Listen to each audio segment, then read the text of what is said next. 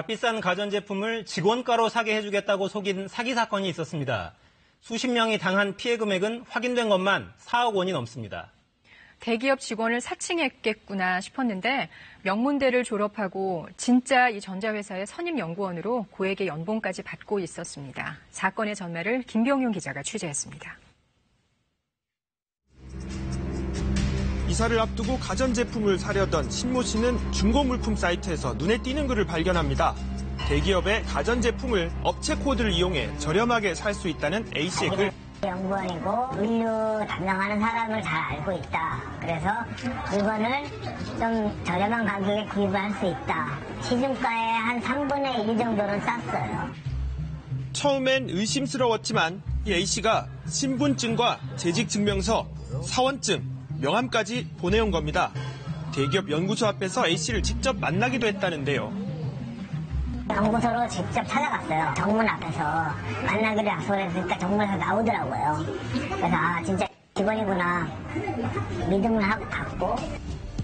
결국 신 씨는 A씨에게 물품 대금 등으로 2,400여만 원을 송금했고 저렴하다는 생각에 지인까지 A씨를 통해 가전제품을 구매하게 했는데요. 그런데 4개월이 넘도록 물건은 도착하지 않았습니다. 연락은 꾸준히 됐다고 하는데요. 아직도 기다려달라. 아직도 다니고 있기 때문에 그 사람을 믿을 수밖에 없었던 거죠. 결혼을 앞두고 A씨에게 가전제품을 주문했던 예비 신혼부부도 있었습니다. 20만 원밖에 차이가 안 난다면 저희가 그런 선택을 안 했을 건데 혼수라서 200 정도가 아껴지더라고요. 모두 1,500만 원어치의 물건값을 보냈지만 신혼집 입주가 지나도록 물건은 오지 않았습니다. 독촉 끝에 일부 금액을 돌려받긴 했지만 결국 결혼까지 미루게 됐고 신혼의 꿈은 엉망이 돼버렸습니다.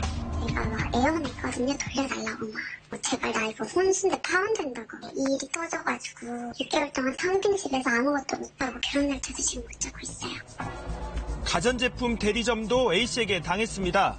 직영 대리점에서 일하는 이모 씨는 어느 날 A씨의 전화를 받았다는데요.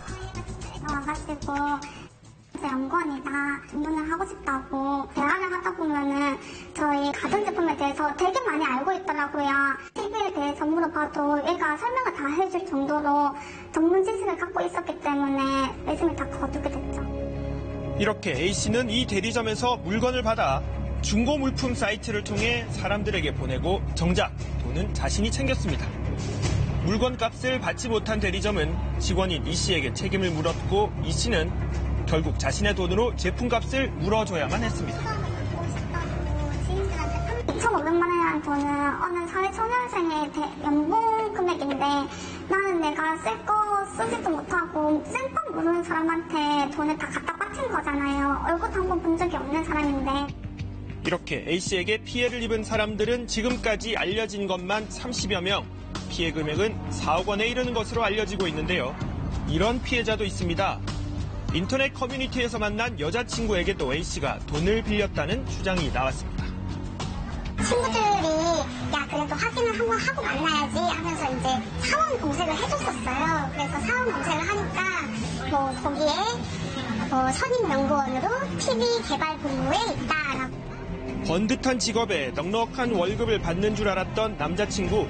그런데 사귄 지 한 달도 채 되지 않아 돈을 빌리기 시작했다고 합니다. 은행 보안카드를 놓고 왔다 이런 식으로 50만 원, 100만 원 현금으로 처음에 이제 통장에 갖고 있던 돈 한 1,몇백만 원을 빌려준 게 한 만남을 갖고 나서 한 달이 채 안 됐었어요. 차츰 사업을 한다는 빌미로 요구하는 돈이 많아지기 시작했다는데요. A씨는 여자친구의 카드를 빌려 물건을 구매하고 현금으로 돌려받는 이른바 카드깡까지 한 것으로 알려졌습니다. 진짜 숨을 쉴 수가 없다. 나 진짜 숨 쉴 수가 없고 나 진짜 죽을 것 같다. 제발 내 돈 좀 갚아달라. 퇴직금을 받아서 갚는다고 했던 말들도 거짓말이었고 퇴직금도 이미 압류가 됐더라고요. 명문대를 졸업해 대기업 연구원으로 일해온 A씨는 왜 이런 일을 저지른 걸까요? 경찰 조사에서 A씨는 불법 토각 자금으로 썼다고 진술한 것으로 알려졌는데요. 하지만 피해자들은 회사 측이 이 A씨의 사기 행각을 알면서도 징계 처리가 늦어 피해를 키웠다고 주장합니다. 그 번호로 전화를 하면 그 사람이 꼬박꼬박 받으니까 그래도 잘 다니고 있구나.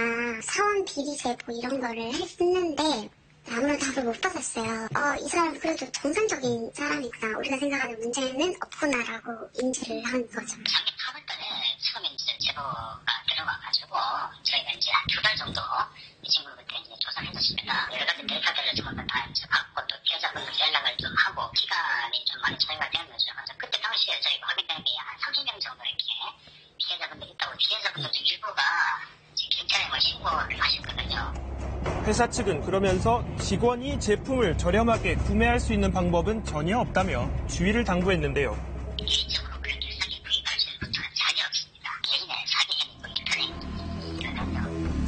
인터넷. 사기 혐의로 조사를 받던 A씨는 지난달 돌연 미국으로 출국한 것으로 확인됐습니다. 경찰은 A씨의 행방을 쫓는 한편 인터폴 수배 절차를 진행 중입니다.